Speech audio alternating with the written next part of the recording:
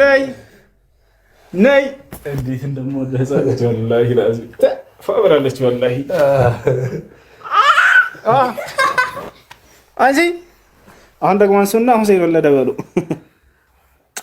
ማናት እቺ? እቺ ማናት? አንቺ ማሻአላህ ማናት እቺ? ዘይነብ ዘይነብ ፈብራለች ማሻአላህ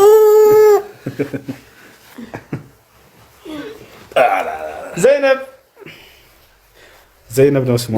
በነቢያችን ሰለላሁ ዐለይሂ ወሰለም ልጅ ስም ልጆቻችሁን ስትወልዱ ልክ አሁን ቱርክ ላይ ፊልም እያዩ ምናምን ልጆቻቸውን ማያ፣ ካና፣ ጃና፣ ሄጃ በነቢ ሰለላሁ ዐለይሂ ወሰለም ልጆች ስም በነቢዩ ሰለላሁ ዐለይሂ ወሰለም ልጆች ስም ሰይሟቸው።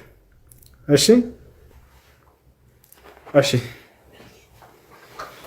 እና ወንድ ልጅ ከወለዳችሁ ደግሞ መጀመሪያ ማለት ያለባችሁ ሁሱ፣ ሁለተኛ ደግሞ ከወለዳችሁ አህመድ፣ ከዚያ በኋላ ደግሞ ከወለዳችሁ አብደላህ፣ ሁሴን አህመድ አብደላህ ስቀል ነው። የአያቴ ስም አብዱራህማን ነበር ግን አሰጥራት አብዱ ብለውታል። እሺ ሙሐመድ ምርጥ ስም ነው። እሺ የኔ ስም ሀያት ነው። አቆላምጬ ሀዩ ማለት እችላለሁ ወይ? ራስሽን ልታቆላምጪ? ወአለይኩም ሰላም ወራህመቱላሂ ወበረካቱ። እንዴ የጠፋ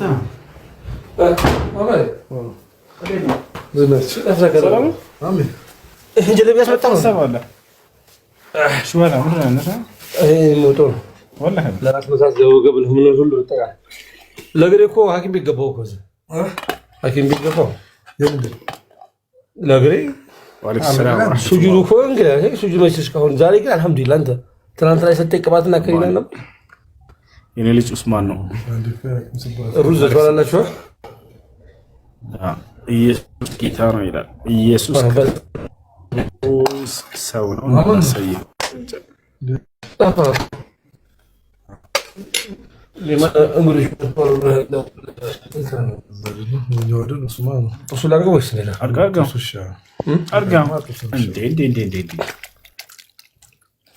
بسم الله الرحمن الرحيم من محمد رسول الله إلى عظيم الروم هرقل أسلم تسلم فإني أدعوك بدعاية الإسلام.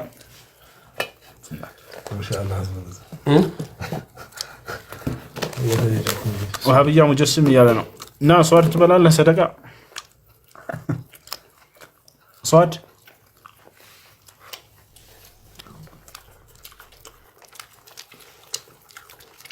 صاد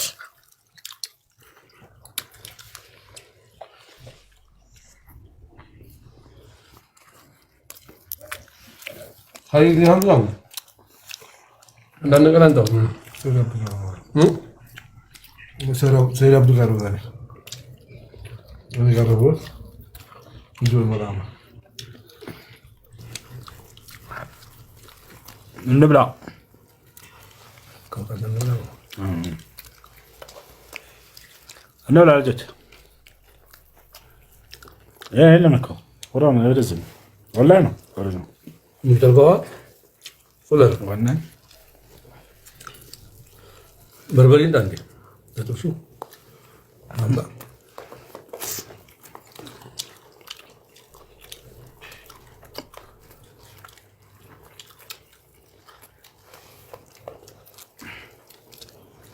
بالعافية كاري بيصير طيب الأمر يسطون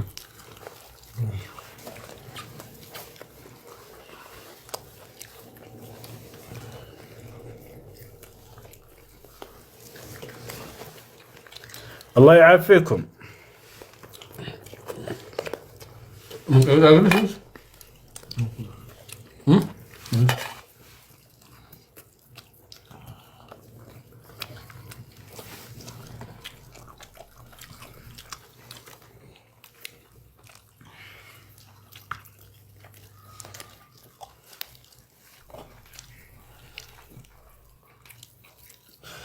يا سلام.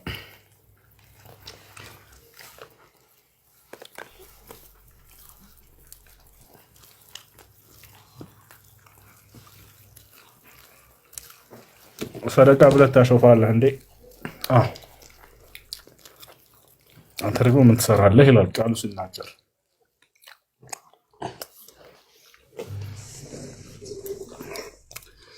ሐራራ ሰዓት ነው አይደለ? ጌች እንዴት ነህ? ደህና ነው ወይ? ደህና ነህ? አሎ ጌታቸው ነው ደስ ነው? አይ ጌታቸው አይደለም፣ ጌች ነው በቃ። ጌታቸው አይደለም። እሺ ጌታውን ነህ? አይደለሁም። እሺ ጌታውን የሚባል ሰው ታውቃለህ በሰፈርህ? ጌታሁን በስም ደረጃ አውቃለሁ። አዎ ጌታ ነህ የሚባልም ሰው ታውቃለህ? ያ ሰው ጌታ ነው ማለት እንችላለን ጌታ ስለተባለ? ላይሆን ይችላል። አዎ ኢየሱስ ግን እኮ እንዴት መሰለ ያው እንዴት መሰለ እሱን ቆይ ለመከራከር አይደለም። ቆይ ልንገርህ፣ እንደዚህ አይነት ስሞች የሚሰጡት አንዳንድ ምን አለ መሰለ ከፋሚሊ አንግል ሊሆን ይችላል። አሁን ለምሳሌ ቤተሰቦቹ እንዳለ ሴቶች ሆኖ እሱ ወይ ወንድ ብቻ ሲሆን የመጨረሻ ወይ የመጀመሪያ ሲሆን ሌሎቹ ሴት ሲሆኑ ለእነሱ ጌታቸው በቃ ይሆን አይደለ? እንደዛ ትርጉም የሚሰጥ ነገር ለማለት ነው እንጂ ከፈጣሪ ጋር የሚገናኝ ነገር አይደለም። እሱ ገባኝ። በቃ ይቅርታሽ። አንተ ኢየሱስ ክርስቶስ አምላክ አለው ብለህ ነው የምታምነው ወይንስ አምላክ የለውም? ምን ለማለት ነው? ራሱ አምላክ እኮ ነው። አምላክ አለ ይላል ኢየሱስ ክርስቶስ። አምላክ አለኝ ይላል። ምን ትላለህ? ተሳስቷል ወይንስ ትክክል ነው? የለውም። እሱ አለኝ ይላል። አምላክ ነው። እሱ አምላክ አለኝ አለ። ምን ትላለህ? ተሳስቷል ኢየሱስ? ምኑ ጋር? ዮሐንስ ወንጌል ምዕራፍ 20 ቁጥር 17 ላይ እኮ ሙሉን አንብበዋል። ችግር የለም። ምን ነበር? ምን አለ መሰለህ? ወደ አምላኬ ወደ አምላካችሁ አድርጋለሁ ይላል። ያ እሱ በስጋ እያለ ነው፣ በስጋ ተገልጦ ሳለ ነው። ስለዚህ ኢየሱስ ክርስቶስ ምድር ላይ ሳለ አምላክ ነበረው ማለት ነው። አምላክም ሰውም አምላክም ብለን ነው የምናምነው። ወደ ምድር ሳለ ፍጹም አምላክ ፍጹም ሰው። ኢየሱስ እንደዛ አላለማ። ኢየሱስ መጽሐፍ ቅዱስ ላይ እኔ ሰው ነኝ የነገርኩህ እኮ ነው።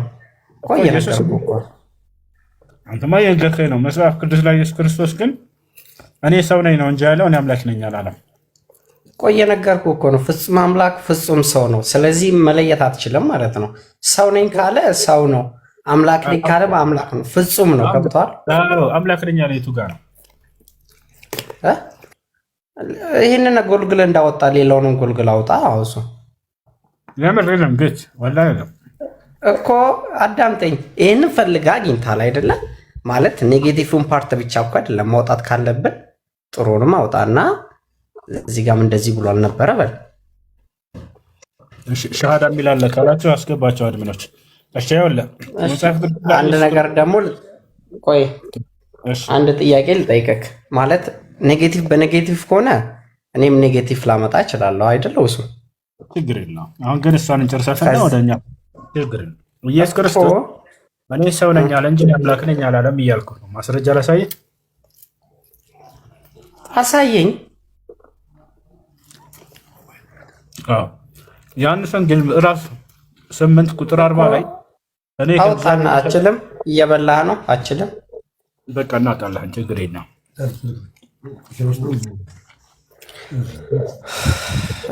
እኔ ጥያቄ ልጠይቀህ ነበረ በዚሁ አጋጣሚ ከቻልክ ከመለስክ ለመረዳት ለመጨቃጨቅ ሳይሆን ትጠይቀኛለህ። ችግር የለም።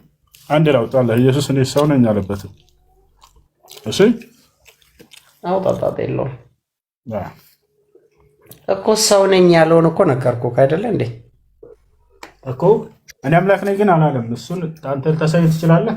ለምን አታወጣም? እኔ አሁን እንደዚህ ስልክ የለኝም ማውጣበት አንግል ማሳይበት፣ ግን እቺን ኔጌቲቭ አውጥተህ ሰው ነኝ ያለበትን ሰው የሆነበትን ደግሞ ምክንያቱን ነገርኩ። ፍጹም አምላክ ፍጹም ሰው በስጋዊ ነው ይሄንን ያለው። እኮ እንደሱም ቢሏቸው ቤተክርስቲያን ላይ ነው ገቼ የምሬ ነው ብላ መጽሐፍ ቅዱስ ላይ ኢየሱስ ክርስቶስ አምላክ ነኝ አላለም። እኔ ሰው ነኝ ያለውን ግን ያውና አውጥቼ ላሳየህ አንድ ጊዜ። እሺ እኔ ህይወት ነኝ የሚለውን ታውቀዋለህ? እኔ ህይወት ነኝ ማለት ምንም ማለት አይደለም። ወደሱ እንመጣለን። ያውና ቁጥር 40 ላይ ይታያል። ህይወት ነኝ ካለ እኮ የሁሉም አምላክ ነው፣ ፈጣሪ ነው አይለ። እንደሱ አይደለም። ህይወት ነኝ ማለት ማለት እንደሆነ ራሱ አብራርቶ ያሳያለሁ። እዚህ ቦታ ላይ ዮሐንስ ምዕራፍ 8 ቁጥር 40 ላይ ይታያል። ነገር ግን አሁን ከእግዚአብሔር የሰማሁትን እውነት የነገርኳችሁን ሰው ልትገድሉ ትፈልጋላችሁ። አብርሃም እንዲህ አላደረገም። ቆይ አቁማ። ሰው ያለው በምድራዊ ሰው ስጋ ለብሶ ሳለ ነው ይህን የተናገረው። አይዋ አሁን አምላክ ነኝ ያለበትን በዚሁ መሰረት ደግሞ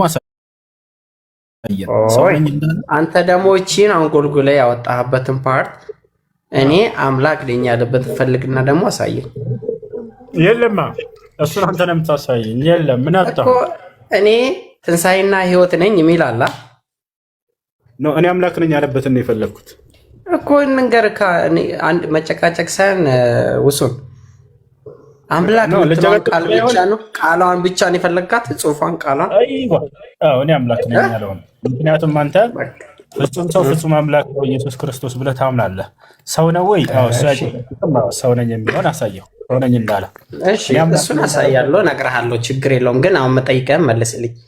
እኔ ትንሣኤና ህይወት ነኝ ማለት ምን ማለት ነው? ለአንተ ኤክስፕላይን ስታደርገው ትንሣኤ ማለት ከሙታን መነሳት ማለት ነው። ሌላ ነገር አይደለም አይደል? ትንሣኤ ማለት ከሙታን መነሳት ማለት እንጂ ትርጉሙ አምላክ ነኝ ማለት አይደለም። ከሙታን መነሳት ደግሞ የማንም የፍጡር ባህሪ ነው። ፍጡር ሁሉ ሞቶ ይነሳል አይደል? ስለዚህ ክርስቶስም ከነዚያ መካከል ነኝ እያለ እንጂ ሌላ አይደለም። ይወጣል አይደል? ስለዚህ እንዳውም ይሄ አምላክ እንዳልሆነ ፍጡር እንደሆነ የሚያሳይ ነው ትንሣኤ ነኝ ማለት። ትንሣኤ የፍጡር መገለጫና ባህሪ ነው። ሙቶ መነሳት ማለት ነው። ገብተዋል። ፍጥረት ሁሉ ሙቶ ከአምላክ ፊት ፍርዱን ለመቀበል የሚነሳበት ቀን አለ። ክርስቶስም ምን ትንሣኤ ጎን ለጎን ጎን ለጎን በትንሣኤ ቀን አላህ ገርጥጦ ይመጣል የሚል ቃል አለ የለም? መጽሐፋችን ላይ አላህ ይመጣል ይፈርዳል። ቆይ እሱ ልክ እኮ ነው። እሱንማ በእናንተም እኮ ልክ ነው፣ በእኛም እኮ እንደዛው ነው። ግን ገርጥጦ ይመጣል በትንሣኤ ቀን የሚል አለ የለም? ገርጥጦ ምንድን ነው ጌቼ? እኮ እሱን እኮ እንድታስረዳኝ ነው። ገርጥጦ ይመጣል የሚል የለም? እሺ አመጣልሃለሁ፣ ችግር የለውም። እሱንም ቆይ። ስለዚህ አሁን ኤክስፕሌን አድርግልኝ ያልኩህ የትኛው አደረኩልህ? ትንሣኤ ማለት ከሙታን መነሳት ማለት ነው። ይሄ ደግሞ የፍጡር ባህሪ ነው። ኢየሱስ ክርስቶስ ፍጡር መሆኑን የሚያሳይ ነው። እኔ ትንሣኤ ነኝ ማለቱ እንዴ ሰው በራሱ አቅም መነሳት ይችላል? ትንሣኤ ሙታን ይኖራል በራሱ አቅም? በራሱ ኢየሱስ ነገረኛ ራሱ ስለሆነ አምላክ ስለሆነ እኮ ነው። ኦልሬዲ እንደዛ ያለበት ምክንያት ሰው በራሱ አቅም መነሳት ይችላል ወይ አልክ? አይነሳም በራሱ። አምላክ ግን ተነስቷል። አታምንም? ኢየሱስ ክርስቶስ በራሱ ሞትን ድል አድርጎ ተነስቷል የሚለው የቱ ጋር ነው ያለው? አሁን አሳየኝ። አታምንም አንተ? አላምንም። ኢየሱስ ክርስቶስ ሞትን ድል አድርጎ ተነስቷል የሚላችሁ ውሸት ነው። መጽሐፍ ቅዱስ ላይ የለም። አምላኩን ያስነሳው። እሺ ስለ ራስህ እምነት ንገረኝ እስኪ። ስለ ራስህ እምነት ኢስላም ብሎ ማለት አንድና ብቸኛ ለሆነው አምላክ መገዛት ማለት ነው። ማን ነው እሱ? አንድም ሶስትም አይደለም። ማን ነው እሱ? ስለኛ ስለ እኔ እምነት አትምጣ። ስለ ራስህ ነው የጠየኩህ። እሺ አላህ እሺ ግለጸው። ባህሪውን ምኑን ሁሉ ነገሩን ግለጽልኝ። እሺ መገለጫውን ያላ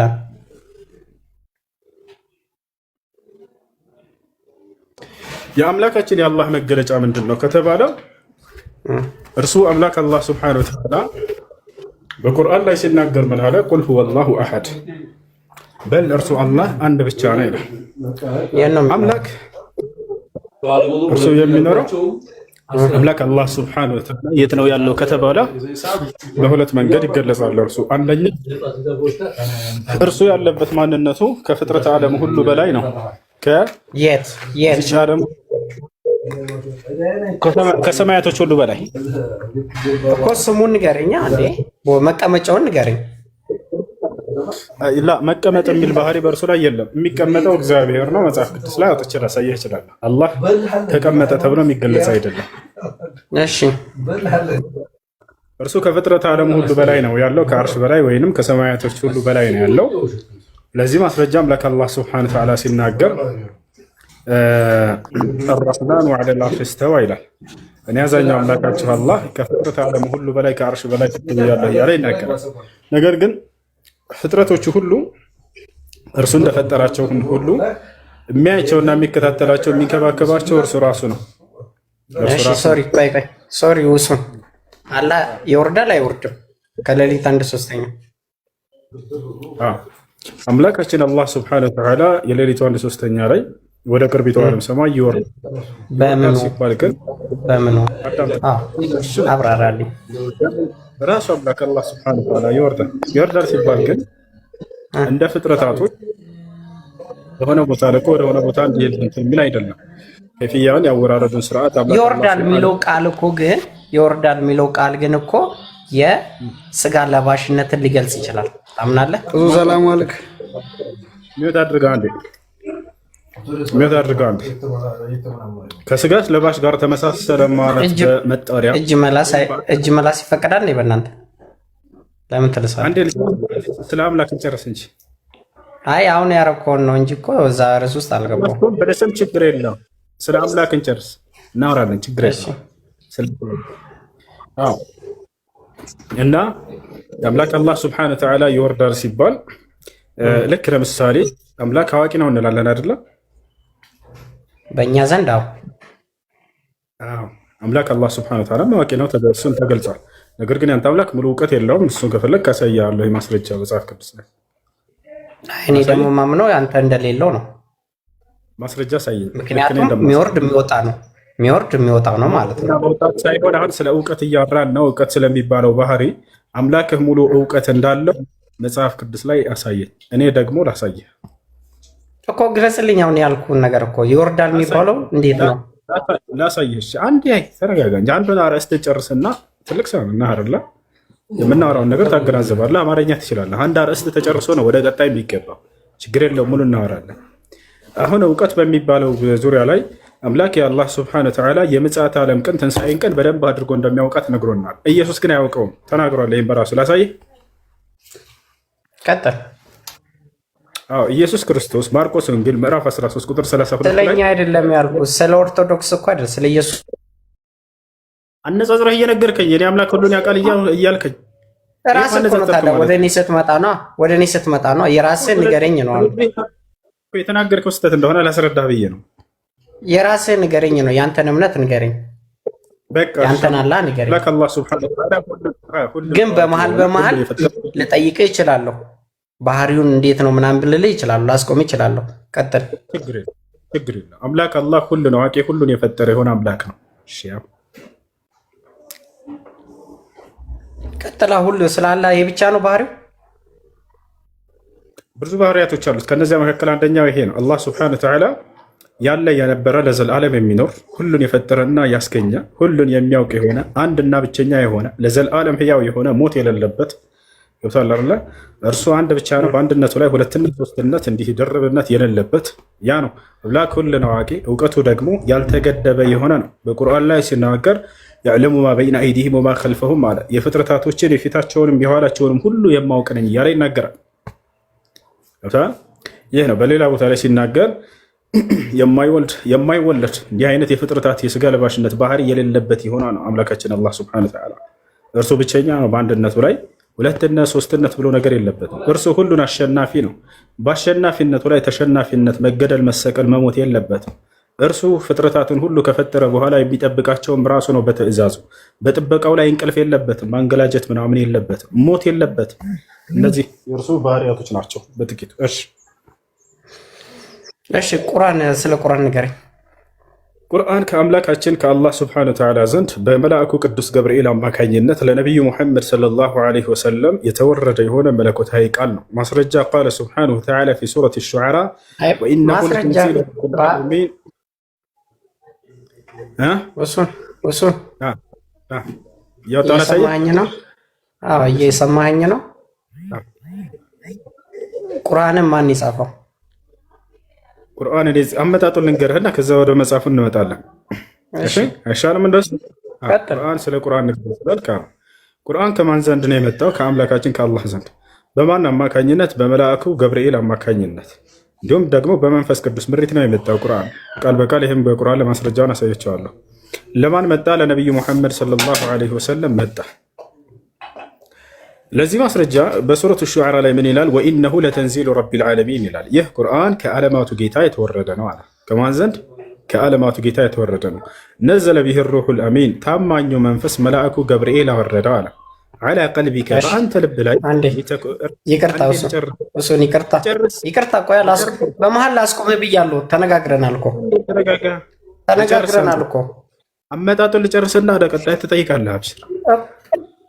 እሺ ጥያቄ ምንድን ነው? ሰው እንዲማር ነው። ጠየቅክ አንተ አይደለ እኮ። ተነጋግረናል እኮ። በመሀል ያልገባኝን ነገር መጠየቅ እችላለሁ። አምነህበታል አይደለ? በገብርኤሉ መልክ ነው የወረደ ብለሃል አይደለ? በመለኮታዊ ነው የወረደው ብለሃል። እሺ እቀበልሃለሁ። በምን ቋንቋ ነው የወረደው? በአረብኛ። ስለዚህ ምን ነቢዩ መሐመድ አረብኛ ይችል ነበረ? ስለዚህ እንዴት ተስፋፋ ታዲያ በሁሉም? አሁን ስለዚህ በዛ የዘመን የነበረው በአረብኛ ብቻ ነው ማለት ነው እምነት የነበረው። በምን ደረሰ ወደ ሌላው ዓለም? በጣም በትርጓሜ እየተተረጎመ ወደ ዓለም ቋንቋ እንዲዳረስ ተዳረገ። ቀጥል አሁን። እሺ አምላክ አላህ ሱብሓነሁ ወተዓላ ማንኛውንም ነብይ ሲያስነሳ ያ ነብይ በሚናገርበት ቋንቋ ነው የሚያወርድለትና ለዚያ ነው በአረበኛ የወረደው። ምክንያቱም እንደ ሎጂክ ራሱ ስታስበው አንድ ነብይ በማይናገርበት ቋንቋ ሊወርድለት አይችልም። አንድ ነብይ የሚላከው አማራ ላይ ቢሆን ኖሮ አማርኛ ቋንቋ ነው የሚወርድለት። ምክንያቱም ያ ነብይ የሚናገርበት ቋንቋ ነው። የማይችለውን ቋንቋ ቢያወርድለት ይገባዋል ወይ? ላ አይገባም። ገብቶሃል አይደል? ነገር ግን አምላክ አላህ ሱብሓነሁ ወተዓላ ወማ አርሰልና ሚን ረሱሊን ኢላ ቢሊሳኒ ቀውሚሂ ይላል። ሙሐመድ ሆይ አንድ መልእክተኛን አላኩም ያ ነብይ በሚናገርበትና ህዝቦቹ በሚናገርበት ቋንቋ የማናገረው የማወርድለት ቢሆን እንጂ አለ። እነ ሙሴ እነ መሲሁ እና አብርሃም ሁላቸውም በየራሳቸው ቋንቋ በሚረዱት ቋንቋ ያወርድላቸው ነበር አምላክ አላህ ሱብሓነሁ ወተዓላ። ያ ነው የሆነው። ስለዚህ አሁን የጌች ጥያቄ ምንድን ነው? ማን የጻፈው የሚል ነው። ቁርአን ከአምላካችን ከአላህ ዘንድ በቃል ደረጃ ነው የተወረደው። ብዙ ሰው የሚመስለው ምንድን ነው? ከሰማይ ተጽፎ መጽሐፍ ዱብ የተደረገ ነው ይመስላችሁ። እንደዛ አይደለም። እንደዛ አልቀበሉ። እኔ እንደዛ እኮ አላልኩም። የኔ ሀሳብም እኮ እንደዛ አይደለም። እንትን ለማለት አይደለም። አንዳንድ ሰዎች ብዙ ሰው እንዲህ ይመስለዋል ስላልኩኝ ረጋቢ አዳምጥ። እሺ አንዴ ቻርጃ አንተን መሐመድ። ከዚያ በኋላ በቃል ደረጃ መልአኩ ጅብሪል ዓለይሂ ሰላም ወይም ገብርኤል ከአላህ ዘንድ ሰምቶ ለነብዩ ሰለላሁ ዐለይሂ ወሰለም አደረሰው። ነቢያችን ሰለላሁ ዐለይሂ ወሰለም ደግሞ ለሰሃቦቻቸው አስተማሯቸው፣ ጻፉ አሏቸው። እንዲጻፍ ተደረገ። መች እርሳቸው እሺ ቀስ በሉ ሰምቻለሁ። መች አልከውን ቃል እርሳቸው በተላኩበት ዘመን ወዲያው በህይወት እያሉ እና ጻፍ እያሉ እያዘዟቸው ራሳቸው የነብዩ ሰለላሁ ዐለይሂ ወሰለም ሰሃቦች ናቸው የጻፉት። የማሳዎች የነቢዩ ሙሐመድ ሰለላሁ ዐለይሂ ወሰለም ደቀ መዝሙሮች ሰሃቦቻቸው። ኦኬ ሳባውያኖችን ያውቁ ነበር አያውቁም ነበር? ግን ምኖችን ሳባውያን ክርስቲያኖችን ወይ አይሁዳውያንን ያውቁ ነበር አያውቁም ነበር? ነብዩ መሐመድ ያውቋቸው ነበር። እነሱ እንዲከተሉ ይነግሩ ነበር ለህዝቡ። እነሱን ደግሞ ስለሙ በላቸው የሚል ቃል ነው የመጣላቸው ማስረጃ። ወኩል ለዚነ ኡቱል ኪታብ አሳየኛ። በአፋ አይደለም እኮ አሁን አሳየኝ። ጽሑፍ አለ ካለ ደስ ይለኛል። ላሳየህ ስለሙ በላቸው የሚል ቃል ነው የመጣ። ላሳየህ። ያው አሳየኝ። አብሽር። ያው ላውጣ ነው።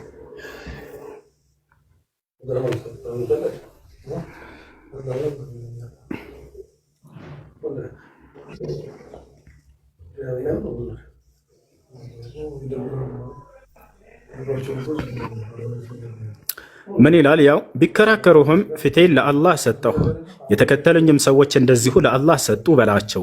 እነዚያንም መጽሐፍት ለተሰጡት ሰዎችና ለመሃይሞቹ ሰለማችሁን በላቸው። ቢሰልሙም በእርግጥም ተመሩ ይላል። ያው መጽሐፍ የተሰጡት ማናቸው? አይሁዶችና ክርስቲያኖችን ለማለት ነው። እነርሱን ሰለማችሁን በላቸው፣ ቢሰልሙ ለእነርሱ መልካም ነው እያለ ተናገረ። እምቢ ቢሉም በአንተ ላይ ያለብህ ማድረስ ብቻ ነው፣ አላህም ባሮቹን ተመልካች ነው አለ። ስለዚህ አይሁዶችና ክርስቲያኖች ስለዚህ መልእክት ማስተላለፍ ነው እንዲሰልሙ። ስለሙ በላቸው፣ ከሰለሙ ለእነርሱ መልካም ነው። አንሰልምም ብለው እምቢ ካሉ ደግሞ በአንተ ላይ ያለብህ ግዴታ ሙሐመድ ማድረስ ብቻ ነው እያለ ነው። ከዚያ በኋላ እነዚያ የካዱትና ያስተባበሉት ወደ ገሃነም እንደሚሄዱ አንቀበልም ያሉት ቀጣዩ ላይ ደግሞ ይናገራል። ካልሰለምክ ማለት ነው። እነሱ እንዲከተሉ ግን አያረጉም ነበረ ማለት ነው። ሳባውያንና ማን ነው አይሁዳውያንና ክርስቲያንን ስለሙ ነው ያሏቸው። ምንም ከዛ ውጭ ምንም የለም። ስለሙ የሚለው ጥቅል የሆነ ቃል ነው። ለአምላክ ታዛዦች ሆነ አምላክን በብቸኝነት ተገዙ፣ አንድም ሶስትም እያላችሁ በአምላክ ላይ አታጋሩ፣ አምላክ ሞቷል እያላችሁ ይህንን የተሳሳተ አመለካከት ልቀቁ እያሉ ያስተምሯቸው ነበር። አምላክ አይሞትም ዘላለማዊ ሕያው ነው ይሏቸው ነበር። በስንተኛው ክፍለ ዘመን ነበረ ግን ነቢዩ መሐመድ? ክፍለ ዘመን ማለት ነው ከየትኛው ጀምሮ ነው መቆጠር የጀመረው? እየጠየኩ እኮ እንደምን ጠይቀኛለህ ታዲያ? ክፍለ ዘመን ብሎ ያወጣው ማን ነው? ይሄ ሰዎች ያስቀመጡት ኢየሱስ ክርስቶስ ከተወለደበት ቀን ብለው የሚቆጥሩት ይሄ መቁጠር ነው። እኔ እኮ እሱን ነው ፈልገው መቼ ተወለደ የሚለውን ማወቅ ያስፈልጋል። በዚህ ላይ ራሱ ክርስቲያኖች የተለያየ ሀሳብ ነው ያላቸው። ስለ ክርስትና አይደለም እኮ እኔ ኦልሬዲ የፈለኩት ነቢዩ መሐመድ በስንተኛው ክፍለ ዘመን ነው? አዳምጠኛ ነው። በቃ በስድስተኛ ክፍለ ዘመንስ? ከዛ በፊትስ? ከዛ በፊት ምን ነበረ? ምኑ ማን ነበረ? ማን ነበር ማለት ስለ ነቢዩ መሐመድ ሰለላሁ ዐለይሂ ወሰለም ከነሱ በፊት ኦልሬዲ ቁርአን የወረደው በቁርአን ነው የሚመራው እስልምና አይደለም። ወደ ማውራት መጨረሻው ዘመን ነብይ የተወረደ ነው። አሁን ላይ የሆነ ነገር ሲቀይረው ነበር። ነገር ግን በዛ በፊት አሁን ለምሳሌ በቁርአን ነው የምትመራው አይደለም። ከዚያ በፊት የነበሩ ህዝቦች ደግሞ በየጊዜያቸው መመሪያ ቃል ነበራቸው ከአምላካቸው ከአላህ ዘንድ የሚሰጣቸው። ያ ነገር ለምን የለም ታዲያ? አሁን የትኛው ነገር? በዛ ዘመን የነበረው መመሪያ አለ፣ በእጃችን ላይ ይገኛል። ምን የሚል? በቁርአን ውስጥ አላህ አካቶ ልኮታል። እያንዳንዱን በየዘመናቱ ለነብያቶች ሲገልጥላቸው የነበረውን ቃል አሳየኝ። በቁርአን ውስጥ ይገኛሉ። ለምሳሌ ተውራት ብሎ ማለት ለሙሴ የተሰጠው ቃል ማለት ነው። የሙሴን አስተምህሮ እንዳለ በቁርአን ላይ እንትን አለው ገለጸው አላህ ሱብሓነሁ ወተዓላ። ኦኬ የሙሴ ውስጥ ሶሪ ስለንተ የሚጠቅሳለ እንዴ? ስለ ታቦት እሱን ሁሉ አስረዳሃለሁ። ይሄንንም ሁሉ ጠቅሶታል አላህ ምን ማለት እንደሆነ ማስቀምጡ እኮ አለ። አሁን እናንተ እንዳላቸው አመለካከት አይደለም ዛሬ ለታቦት እንደሚባለው። ነገር ግን ታቦት የሚል እንጨት እንደሆነ ከእንጨት እንዴ ኦልሬዲ እኮ ታዲያ ወዴት ነው የሚሄደው? እሱን እስቲ ንገረኝ። አዳምጠኛ ላስረዳህ፣ ጊዜ ስጠኝ ላውራ። የተለየ ነው እያልኩህ ነው። አንድ ጊዜ ትሰያለህ ላውራ። በየቃሉ መካከል እኮ እያቋረክ ነውና ነው። አንተም አትረዳም፣ የሚከታተልም ሰው አይረዳም። ታቦት አልክ አይደለ? ስለ ታቦት እስልምና ተናግረዋል ወይ? ስለ ሙሴ ተሰጥቶት ስለነበረው የሚለውን ላስረዳህ። አሁን አዳምጥ እሺ። ቀጥል። በቁርአን ላይ ታቦት የሚባል ቃል ተገልጿል። ታቦት ማለት ግን ምን ማለት ነው ከተባለ ሳጥን ማለት ነው። እሺ ሳጥን ማለት የቱ ጋር ይገኛል? ቀጥል። የቱ ጋር ይገኛል እኮ አንድ አዳምጠኝ እባክህ። እንግዲህ ሜት አድርገው እሺ። በቁርአን ላይ በሁለት ቦታ ላይ ታቦት የሚለው ቃል ተጠቅሷል። አንደኛ ሱረቱል በቀራ ላይ፣ ሁለተኛ ደግሞ ሱራ ጣሃ ላይ ተገልጿል። ሱረቱል በቀራ ላይ ያለው ምን ይላል? ወቃለ ለሁም ነቢዩሁም ኢነ አየተ ሙልኪሂ አን የእትየኩም ታቡቱ ፊሂ ሰኪነቱ ምን ረቢኩም ወበቅየቱ ሚማ ተረከ አሉ ሙሳ ወአሉ ሃሩን ተሕሚሉሁ ልመላኢካ ኢነ ፊ ዛሊከ ለአየተን ለኩም ኢን ኩንቱም ሙእሚኒን እያለ ይናገራል። በእስራኤላውያኖች ዘንድ ከሙሳ ዓለይሂ ሰላም ወይም ከነ ሙሴ በኋላ ከነቢያቶች መካከል አንድ ነቢይ ተነስቶላቸው ነበረ። ሳሙኤል የተባለ ነቢይ ከማ ቃለ ሙፈሲሩን ፊ ሃዚሂል አያ። ይህ ነቢይ በተነሳበት ጊዜ እስራኤላውያኖች ጠላቶቻቸው ሊያጠቋቸው ባሉ ጊዜ እንዲዋጉ ትእዛዝ መጣ ከሰማይ ዘንድ ከአላህ ዘንድ። ጠላቶቻቸውን ራሳቸው መክቱ ተባሉ። በዚህ ጊዜ እንዲዋጉ ዘንድ ሲታዘዙ ከመካከላቸው ታሪክ እኮ አይደለም ታሪክ አትንገረኛ። እኔ እኮ አሁን ዋናው ፖይንቱን ነው ፈልገው። ሂስቶሪካል ምን ይሰራል? እባክህ አዳምጥ። ትልቅ ሰው ነህ፣ ህፃን ልጅ አይደለህም። ከአመጣጡ ጀምሮ ስለ ታቦት የሚለውን ቃል ልነግርህ ነው። ከዚህ በኋላ ጠልቀህ አትግባ። እሺ አዳምጥ። በዛን ጊዜ አንድ ነብይ ነበራቸው። በዚያ ነብይ ጊዜ ይህን ትእዛዝ ሲታዘዙ ጊዜ ከመካከላችን እሺ አንድ መሪ ምረጥልን ተባለ። አንድ መሪ ሰራዊቱን የሚመራና ሂዶ ጠላትን የሚዋጋ ማለት ነው። ያም ዘንድ ከአላህ ዘንድ የተመረጠ እንዲሆን እንፈልጋለን አሉ። እነዚህ እስራኤላውያኖች ተመረጠላቸው። ጣሉት የተባለ ሰው ተመረጠላቸው። በተመረጠላቸው ጊዜ ይህ ሰው እርሱ ለመመረጡ ምልክት እንሻለን አሉ። እስራኤላውያኖች እርሱ ለመመረጡ ምልክት እንሻለን አሉ። በዚህ ጊዜ ከሰማይ ሳጥን ይወርድላችኋል ተባሉ። ማን ይዞት? መላእክቶች ይዘውት ይወርዳሉ። ተሕሚሉሁ ልመላኢካ ኢነ አየተ ሙልኪሂ ተባሉ። የዚያ ሰውዬ የንግስናው ምልክት ወይንም በእናንተ ላይ የመሾሙ እነላህ አስጠፋሁ ዐለይኩም ተብለዋል። አላህ በእናንተ መካከል እርሱን መርጦታል መሪ የሆናችሁ ዘንድ ተብሏል። ጣሉት የተባለው ሰው ማለት ነው። በዚህ ጊዜ ተመረጠላቸው። እሱ ለመመረጡ ምልክት እንሻለን ሲሉ ጊዜ አያ ምልክት ወይንም ተአምር ማለት ነው። ለማንኛውም ነቢይ ተአምር እንደሚሰጠው ለእነዚያም ዘመን ሰዎች ለመመረጡ ምልክት የሚሆን ተአምር የሚሆን እርሱ የመመረጡን ምልክት መሆኑን የሚያሳይ እንሻለን ባሉ ጊዜ የወረደ ሳጥን እንጂ ሌላ ነገር አይደለም። ያ ሳጥን መላእክቶች ይዘውት መጡ። ከሰራዊቱ ፊት ለፊት መሪያቸው አለ። በዚያው መጥቶ ያ ቁጭ አለ። ቦታች አለ አይደለ? ያንን ባዩ ጊዜ አሁን መመረጡን አወቁ። ከዚያ ያንን ጂሃዳቸውን አደረጉ። በዚያው አለቀ ያ ነገር ታሪኩ። በዚያ ውስጥ ምን አለ ከተባለ በሳጥኑ ውስጥ በቅየቱ ሚማ ተረከ አሉ ሙሳ ወአሉ ሃሩን የሙሳና የሃሩን ቤተሰቦች ከተውት ቅሪት አንዳንድ ነገር ነበር በዚያ ውስጥ ይላል። ያን አለቀ። በዚያው በዘመኑ ታይቶ የሚያልፍ ነበር። ይሄ ተአምር የሚባል ነገር በቀደሙት ነብያቶች የአንድም ነብይ ተአምር አሁን ምድር ላይ የሚገኝ ነገር የለም። ይሄ በእጃቸው ላይ ያለ ከሙሳ ወይንም ደግሞ ከነዚያ ከነብያት የተወረሰ ነው የሚሏቸው ውሸት ነው። እንደዛ የሚል ታቦትም በኢስላም በፍጹም የለም። በእጃቸው ላይ ያለው ራሱ እሱም አይደለም።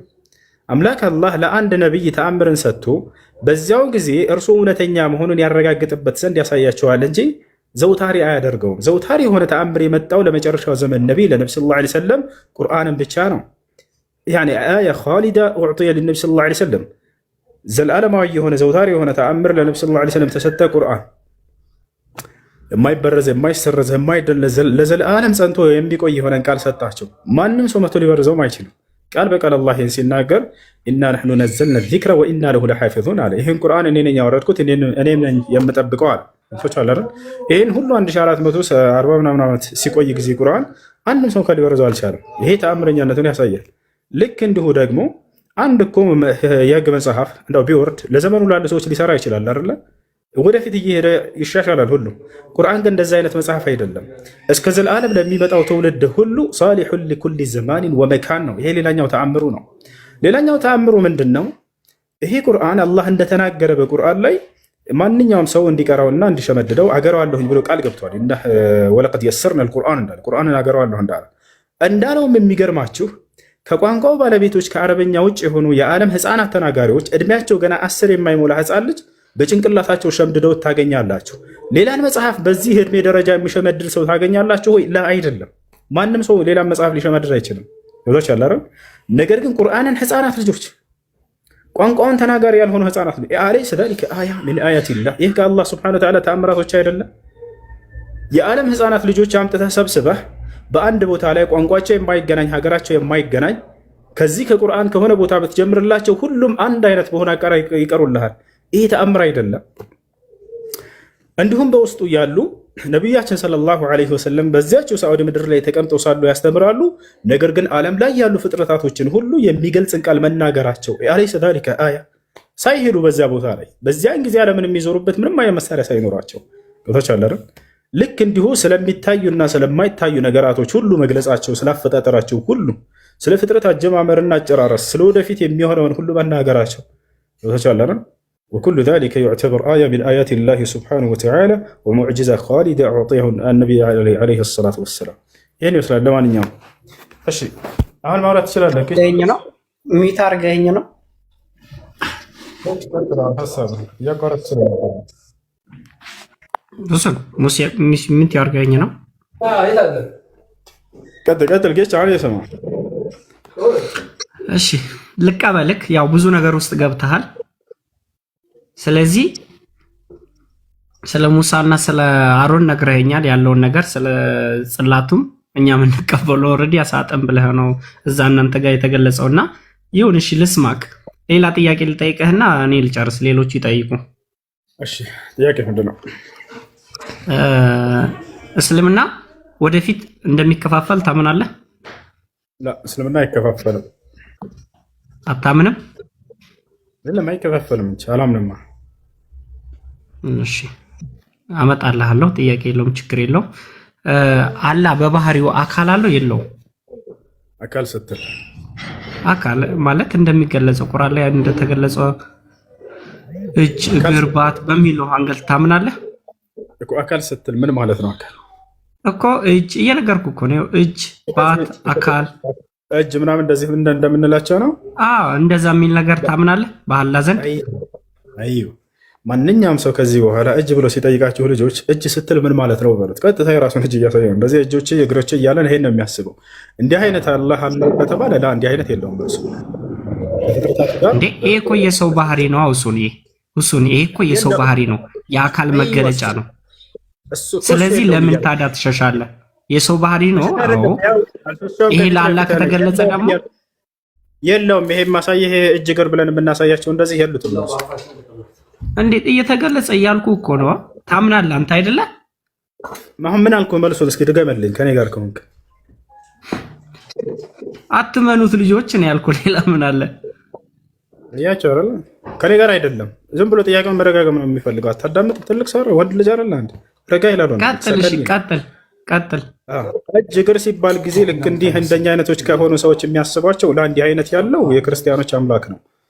በሙስሊሞች ዘንድ ግን የኛ አምላክማ አይደለም። ይሄ ማመን አለብህ። በቁርአን ስለተጻፈ እኮ ነው የጠየቁህ። ስለ ክርስትና እኮ አይደለም የጠየቁህ። እሺ እና ላሳየህ። የኛ አምላክ አይደለም። ያንተ አምላክ ብልት ሁሉ አለው ተገርዞ እና ላሳየህ። ከይርታ ጋር ለቃሉ የኔ አይነት ብልት አለው። ያው እኮ ስላንተ እኮ ነው የጠየቁህ። ስለኔ ማን ጠየቀ? አንድ ምን አይነት እኛም አንተ የጠየቀህ ልጆች የት እንዳሉ ለማሳየህ ነው። ከርስ ወጥ ተረጋጋ እንጂ አትቀላቅለ። አንተ የጠየቀው የእጅ አይነት እንደኔ አይነት ብዬ ሳሳየህ አዋልከኝና የዚህ አይነት የለም ብዬ ነው የዘጋሁኝ። ያንተ ደግሞ የኔ አይነት እጆች እንዳሉት ላሳየህ ነው። እነሆም ትጸንሻለች ተባለች ድንግል ማርያም፣ ወንድ ልጅንም ትወልጃለች፣ ስሙንም ኢየሱስ ትይዋለች ተባለች። ይህ አካል ኢየሱስ ክርስቶስ አምላክህ ሙሉ የኔ አካሎች ያሉት ነው። ይሄ ነው አምላክ አላህ እስከተባለ ላ ከእኔ ጋር በፍጹም የማይመስል ማንነት ነው ያለው። በቁርአን ላይ ወደ 5 ቦታዎች አላህ ከማናቸውም ጋር አልመስልም ብሎ ራሱ ከማን ጋር እንደማይመሳሰል ዘግቶታል። በሱረቱ ነህል ላይ ምን ይላል? ለምሳሌ አምላካችን አላህ ሱብሓነሁ ወተዓላ ፈላ ተድሪቡ ሊላሂ አልአምሳል፣ ለእኔ ለአምላካችሁ ለአላህ አምሳያ አታድርጉልኝ፣ ማንንም አልመስልም አለ። በሌላ ቦታ ላይ ምን አለ አምላካችን አላህ ሱብሓነሁ ወተዓላ ፈላ ተጅዐሉ ሊላሂ አንዳዳ፣ ለአላህ ቤጤ አታድርጉለት፣ ለእርሱ ቤጤ የሚሆን ማንም የለምና አለ። አያችሁ። በሌላ ቦታ ላይ ምን ይላል? ለይሰ ከሚስሊሂ ሸይኡን ወሁወ ሰሚዑል በሲር ይላል። እኔን የሚመስል ማንም ነገር የለም ብሎ ዘጋው። ማንም በሚለው ውስጥ እኔ አንተ እንካተታለን። አየህ አይደለ? የፍጥረታት ባህሪ በእርሱ ዘንድ በፍጹም የሉ። ይሄ ያለው ከአንተ አምላክ ዘንድ ነው ያልኩህ። ቀጥል። ያ ጥያቄ አለ? እሺ፣ ከላይ ያለው ልጅ ጥያቄ አለ እያልክ ነው። ኢትዮጵያዊ ጥያቄ ምንድን ነው? ሰላም እድል ስዳለ ሰላም ብያለሁ። መጀመሪያ እሺ፣ ሰላም አይ፣ እንዴት ናችሁ? አለን አልሐምዱሊላህ። እሺ፣ ጥያቄ መጠየቅ እችላለሁ? ይቻላል። ቀጥል። አንተ ስንት አምላክ ታመልካለህ? እሺ፣ አሁን ይሄን መልስና ቀጥታ ደግሞ ወደ አንተ ልገባ ስለሆነ ጨርስ። ጥያቄህን ባንድ ጨርሰሃል? ልመልስ? አይ አልጨረስኩም። ያው አብሮ የሚሄዱ ስለሆነ ብዬ ነው። አንተ የምታመልከው አምላክ የመጀመሪያ ጥያቄ ልጨርስልሽ። አንተ የምታመልከው አምላክ ስንት ነው? ምናልባት መልስ አንድ ከሆነ ያ የምታመልከው አምላክ የማይችለው ነገርና የሚሳነው ነገር አለ የለም? ሁሉም ማድረግ ይቻላል አይቻለውም የሚለው። መልካም፣ ጨረስክ? ልቀጥል አሁን? መልካም። አምላካችን አላህ ሱብሓነሁ ወተዓላ አምላክህ የምታመልከው ስንት ነው ያለው? የማመልከው አምላክ የአላህ ሱብሓነሁ ወተዓላ አንድ ነው። ማስረጃ ቃለ ሱብሓነሁ ወተዓላ ቁል ሁወላሁ አሐድ፣ ሙሐመድ ሆይ በል እርሱ አላህ አንድ ነው ይላል። በሌላ ቦታ ላይ ምን ይላል? ወኢላሁኩም ኢላሁ ዋሒድ ላ ኢላሃ ኢላሁ ይላል። አምላካችሁ እኔ አንድ ብቻ ነኝ፣ ከእኔ በስተቀር ሌላ ማንም አምላክ የለም እያለ ይናገራል።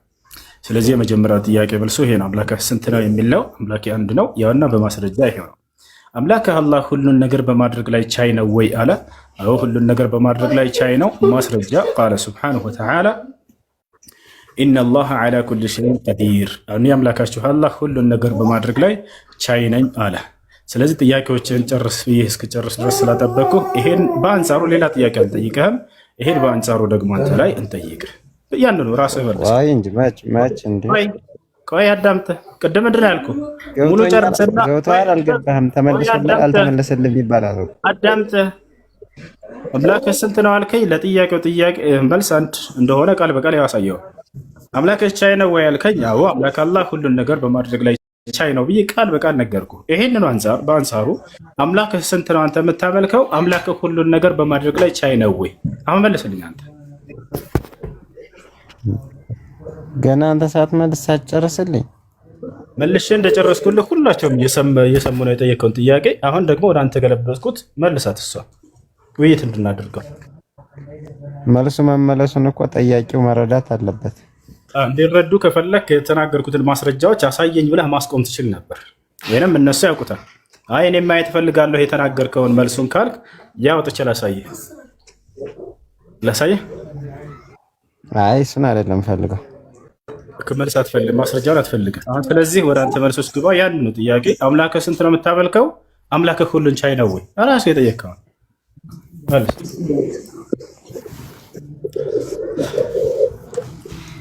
የማመልከው አምላክ አንድ ነው። የማመልከው አምላክም ሁሉም ማድረግ ይቻላል። ማስረጃ ልክ እኔ እንደጠቀስኩት ማስረጃ። እሺ ስማ እስራኤል አሐዱ ውእቱ እግዚአብሔር አምላክህ፣ እስራኤል ሆይ ስማ አምላክህ እግዚአብሔር አንድ ነው ለሙሴ የነገረው። እዚህ ደግሞ ሉቃስ ወንጌል ደግሞ መላኩ ደግሞ ለድንግል ማርያም ምን ብሏታል? እስመ አልቦ ነገር ዘይሳነው ለእግዚአብሔር፣ ለእግዚአብሔር የሚሳነው ነገር ምንም የለም ብሏት። እሺ አምላክ አንድ ነው ያልከው መንፈስ ቅዱስ። ምክንያቱም አንድ አምላክ የሚለው መጽሐፍ ቅዱስ አብን ብቻ ነው። እስራኤል ሆይ ስማ እግዚአብሔር አምላክህ አንድ ነው። የአንድ አምላክ ማን ነው? አሁን በማስረጃ እንድትጠቅስልኝ ነው። አንድ አምላክ እኔ ነኝ ብሎ አላህ እንደሚናገር አንድ አምላክ መጽሐፍ ቅዱስ ላይ አንድ አምላክ የሚለው እግዚአብሔር ነው። የእግዚአብሔር ማን ነው? አብ ወልድ መንፈስ ቅዱስ ወይንስ አብ ብቻ ነው አንድ አምላክ ብሎ የሚጠቅሰው መጽሐፍ ቅዱስ? አብ ወልድ መንፈስ ቅዱስ። ማስረጃ ያሳየን። አብ ወልድ መንፈስ ቅዱስ አንድ አምላክ ነው የሚል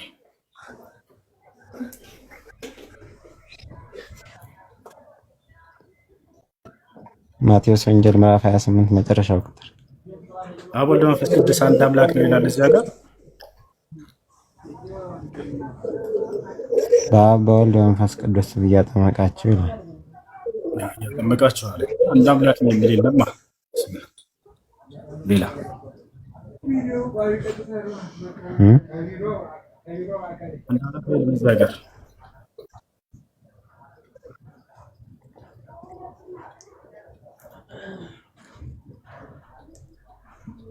ምን አልከኝ? አንድ አምላክ የሚል ቃል የለም እዚያ ጋር። አንድ አምላክ የሚለውንማ እዚህኛው ተናገረኩ። የፈለኩት አብ ወልድ መንፈስ ቅዱስ አንድ አምላክ የሚል አለ ስላልክ ነው። እዚያ ጋር እንደዛ የሚል የለም።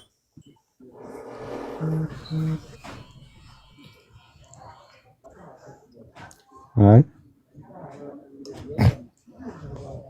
በአብ በወልድ በመንፈስ ቅዱስ ስም እያጠመቃችሁ ይላል።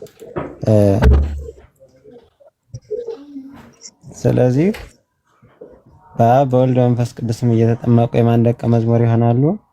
የአንድ እግዚአብሔር ደቀ መዝሙር ማለት ነው።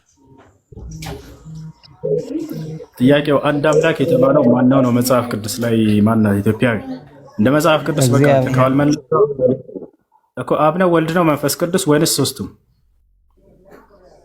መጀመሪያ እኮ እንደዚህ አልነበረም የተባለው። የመጀመሪያው መልስ መልሼልሃለሁ። ማን መለስክም? ያው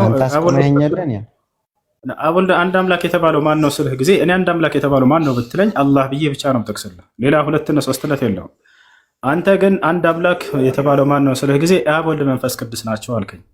አብ ወልድ መንፈስ ቅዱስ አንድ አምላክ ነው ብለሃል። መጀመሪያ ሌላ አንተ ነው ያመጣው እሱን። እኔ ያልኩህ እግዚአብሔር አልኩህ። ከዛ እግዚአብሔር አብ እግዚአብሔር ወልድ አልከኝ። እኔ እግዚአብሔር አብ እግዚአብሔር ወልድ አላልኩም። አንተ ነህ አብ ወልድ መንፈስ ቅዱስ ያልከኝ። ስለዚህ ሌላ ነገር ያመጣህ አንተ እንጂ ኢትዮጵያዊ አብ ወልድ መንፈስ ቅዱስ አንድ አምላክ ብለህ የምታምነው ማንን ነው ስልህ ጊዜ አብ ወልድ መንፈስ ቅዱስ አልከኝ። እሺ አብ ወልድ መንፈስ ቅዱስ አዳም ተረጋጋል። አብ ወልድ መንፈስ ቅዱስ አንድ አምላክ ነው የሚል ጥቅስ አለ ወይ ስልህ አለ አልከኝ። የቱ ጋር አልኩህ? ማቴዎስ ወንጌል ምዕራፍ 28 ቁጥር 19 ላይ አልከኝ። አነበብከው እዛ ጋር የለም። እንደሌለ ስታውቅ ጊዜ እንዳላልኩም ብለህ ሸበጠጥክ ጥቅሱ። እሱ አይሆንም። አንድ አምላክ የተባለው መጽሐፍ ቅዱስ ላይ ማን ነው? አሁን እሱን ንገረንና ከዛ አንድ አምላክ የተባለው እግዚአብሔር ነው። አብ ወልድ መንፈስ ቅዱስ ነው ብለህ ነበር ቅድም። ለሱ ማስረጃ የለም አይደለ? አንድ አምላክ የተባለው እግዚአብሔር ነው ብዬ ነግሬሃለሁ መጀመሪያ ስጀምር አይደለ? እግዚአብሔር ማን? እግዚአብሔር ራሱ እግዚአብሔር አብ ነው ወልድ ነው መንፈስ ቅዱስ ወይንስ አብ ብቻ?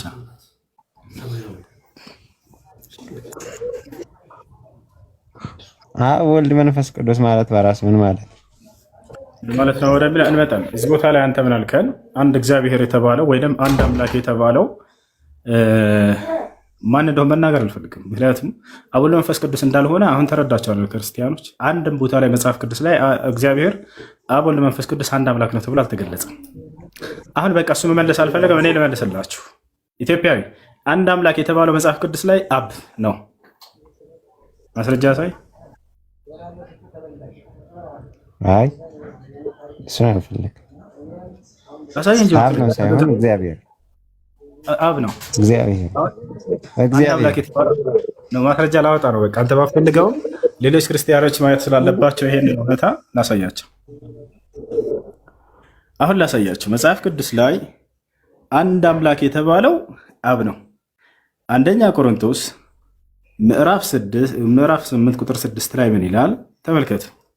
አንድ አምላክ አብ ወልድ መንፈስ ቅዱስ ነው የሚሏቸው፣ ነገር ግን እየዋሿቸውን አስተማሪዎቻቸው። ነገር ግን ያውና አንድ አምላክ የተባለው ማን ነው? ምን ይላል እዚህ ጋር? ለእኛስ ነገር ሁሉ ከእርሱ የሆነ እኛም ለእርሱ የሆንን አንድ አምላክ ማን አለን ይላል? አብ አለን። ያ ሰላም። አንድ አምላክ ተብሎ የተገለጸው መጽሐፍ ቅዱስ ላይ አብ ነው። ነገር ግን ቄሶቻቸው የሚያስተምሯቸው ምንድነው? አይ አብ ወልድ መንፈስ ቅዱስ ነው ብለው ነው የሚያስተምሯቸው። ምን ያክል እንደሚጫወቱባቸው ክርስቲያኖች ይህን ነገር አለባቸው፣ ማንበብ አለባቸው። መጽሐፋቸው እየዋሿቸው ነው፣ ወደ ገደል እየሰደዷቸው ነው። አንድ አምላክ ተብሎ የተገለጸው መጽሐፍ ቅዱስ ላይ አብ ነው። አንድ አምላክ ብሎ አብ ወልድ መንፈስ ቅዱስ የለም። አሁን ወደ ቀጣይ ጥያቄ መሄድ ይችላል ኢትዮጵያዊ። እሺ፣ ስለዚህ ቅድም አጀመርኩበት እና አስቆምከኝ ላይ ማለት እንቀጥል። የኔ አምላክ አንድ ነው፣ እሱም አላህ ነው፣ እሱም ደግሞ ሁሉም ማድረግ ይችላል፣ የሚሳነው ነገር የለም ብለህ ነበር ብለኛል አይደለም? አዎ ብያለሁ። ስለዚህ ሰው መሆንስ ይችላል አይችልም? ቅድም ምንድን ነው ያለው? ተመልከቱ። አሁን የተለያየ ነገር እንዳነሳ ሁሉን ነገር ማድረግ ይችላል ወይ አለ። ቅድም ማድረግ ነው የጠየቀው። አሁን ደግሞ መሆን እያለ ገልብጦ ጠየቀው። ስለ ማድረግ ጠይቀ አምላክ አላህ ስብሐነሁ ወተዓላ ሁሉን ነገር በማድረግ ላይ ቻይ ነው ወይ አለ። አዎ ቻይ ነው አልኩት። ሊያመጣ የፈለገው ምሳሌ ግን ስለ መሆን ነው። የተለያዩ ነገራቶች ናቸው። ገብቶሃል አይደል? ይሄ ጥያቄ ሌላ ነው ደግሞ መሆን ነው ያልኩህ። አሁን ቅድም ማድረግ፣ አሁን መሆን። አምላክ ስለሆነ ፍጡር መሆን አይችልም። ፍጡር መሆን ተገቢው አይደለም ለእርሱ። እርሱ አምላክ ነው። ስለዚህ አምላክ ፍጡር ከሆነ አምላክነቱ ይጠፋል ማለት ነው። ገብቶሃል አይደል? ልክ አንተ እንደምታምነው አምላክ ፍጡር ሆኗል ብለው ያምናሉ እነዚህ ሰዎች። የዛኔ አሁን የምታመልከው ፍጡር እንጂ አምላክ አይደለም ማለት ነው። እሺ፣ ስለዚህ ምንድነው እንደተረዳሁት ሁሉንም ማድረግ ይችላል፣ ሁሉንም መሆን ግን አይችልም ነው። ያን መሆኑ ለእርሱ ተገቢ አይደለም፣ የሚገባው አይደለም። እርሱ የፍጡር ባህሪ ተገቢ አይደለም ለእርሱ። ስለዚህ መሆን አይችልም ብለህ አንተ ከወሰንክ አንተ ህግ አውጥተህ አንዴ እኔ አይደለም ያሰብኩት እርሱ ይህ የሚገባው አይደለም። የፍጡር ባህሪ ስለማይገባው አይሆንም። ያንን አምላክ ይወጣል አይደል? ያንን አይገባውም። ይህ ነው። እሺ አላህ ለዚህ ማስረጃ ልስጥህ። እኛ ካልሆነ የምንገድበው ራሱ ይናገራል። እርሱ የፍጡር ባህሪ የሚገባው ስላልሆነ ያንን ነገር አይሆነው። ገብቷል? ስለማይገባው وقال اتخذ الرحمن ولدا الله سبحانه وتعالى وما ينبغي للرحمن ان يتخذ ولدا ይላል። ለእኔ ለአምላካችን አላህ አይገባኝም የሚለውን ትሰጠኛለህ? እኛ ማስረጃ ነው አንድ ታውጣለህ። ማስረጃ ልጆች ቤት አድርጉ ከላይ እሺ። ያውና እንደማይገባኝም ብሎ የተናገረበትን ላሳየህ።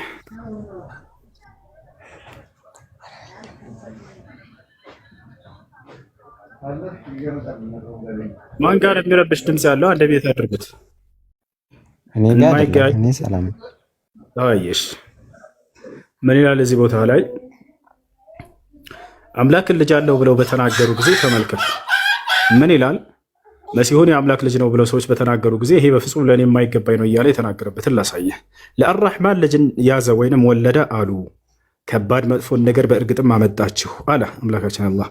ከእርሱም ከንግግራቸው ሰማያት ሊቀደዱ ምድርም ልትሰነጠቅ ጋራዎችም ተነደው ሊወድቁ ይቀርባሉ አለ። ለአራሕማን ልጅ አለው ስላሉ አሁን ከዚህ ይህ በፍጹም ለእርሱ የማይገባው እንደሆነ ሲናገር ምን አለ? ለአራሕማን ልጅን መያዝ አይገባውም ብሎ ተናገረ። አምላክ አላህ ስብሓነሁ ወተዓላ ልጅን መያዝ እንደማይገባው ለእኔ አይገባኝም ብሎ ቃል በቃል ያው ራሱ ይናገራል። ይህን ይመስላል። እሺ